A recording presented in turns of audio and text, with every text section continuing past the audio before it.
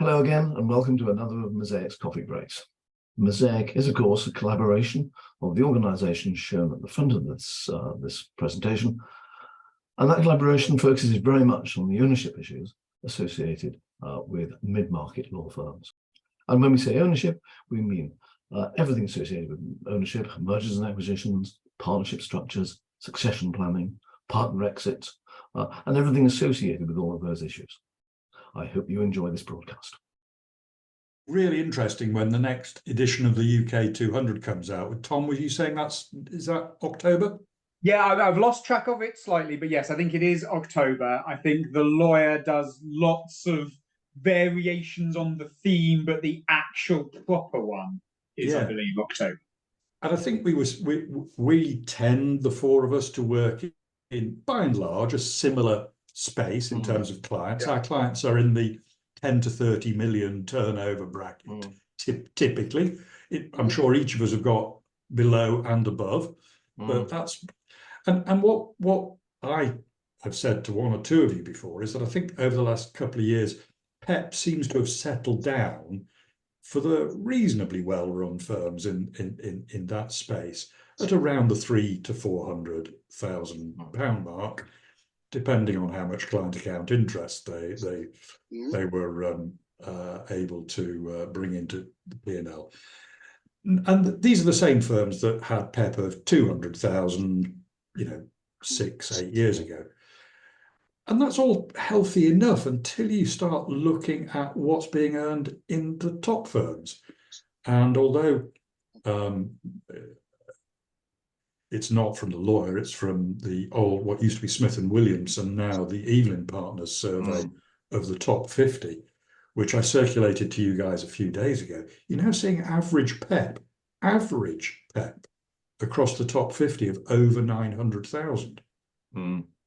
That is a chasm between the top 50 and firm number 100.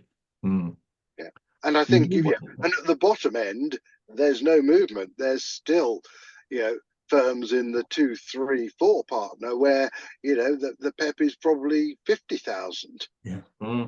Where they're probably earning less than some of their employees. So you're talking about client interest, Nigel. That's the thing that I find is concerning, is the number of firms who are relying on the client interest, and their PEP in many cases have actually doubled as a result of the client interest. And they're saying, whoopee, isn't this good? And I'm not saying, no, it's not. You've got to assume you don't get that client interest. Treat that as bumps. Well, there's pressure across the profession now, isn't there, for a super investment in legal tech? And the advice I've given to a couple of my client firms is, allocate this, almost hypothecate this client account interest for your fighting fund, for your ramping up your AI and legal tech. But I'm with you, Howard. I think it should be seen as a one-off. Yeah, absolutely.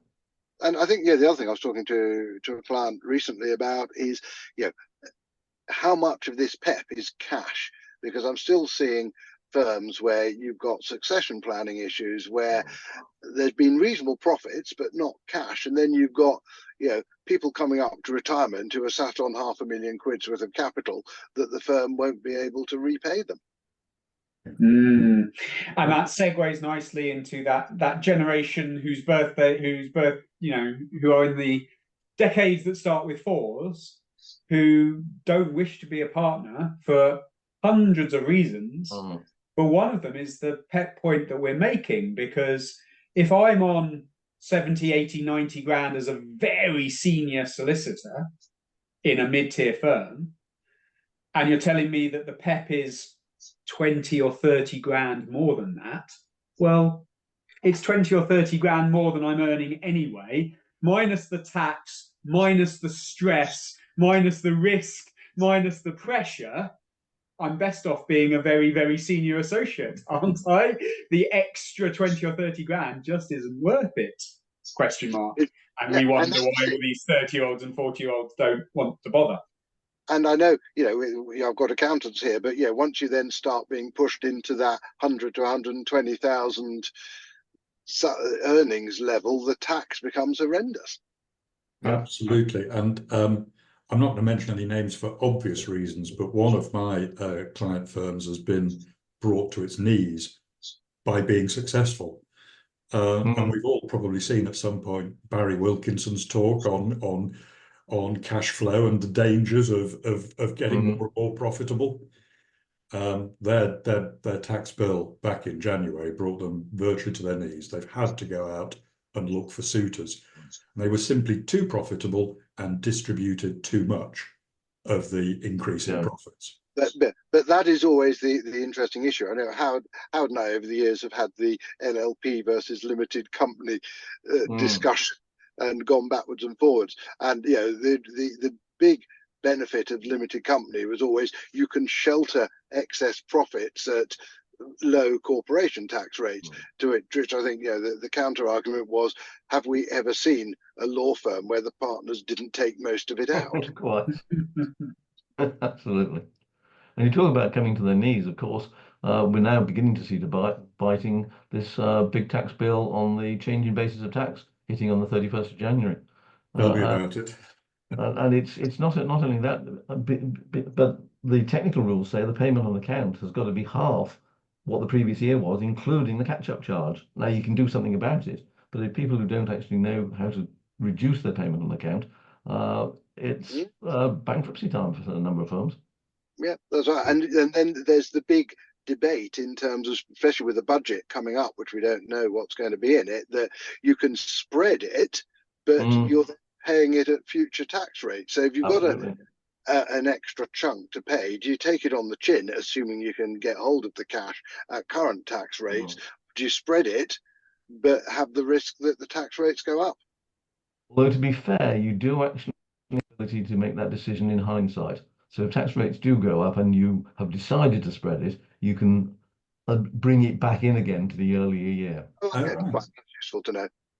It's interesting, Nigel, you spoke about the Gulf. We started with the Gulf in PEP, and then we've all talked about how this PEP figure hides lots of other things. Just on the topic of Gulfs, of course, if we were to turn to the bigger accountancy firms, we would see the same sort of Gulf. You know, the famous big four have a gap to the next couple, but by the time you get to the bottom of the top 10, then just, you know, number 11 is nothing close to number 10, and numbers 1 through 4 are nothing close to numbers 5 through 10. So there is the same sort of gulf, but also a gulf to the equivalent solicitors firms. So the really big accountancy firms are completely used to PEPs measured in millions and have been for years and years and years and years.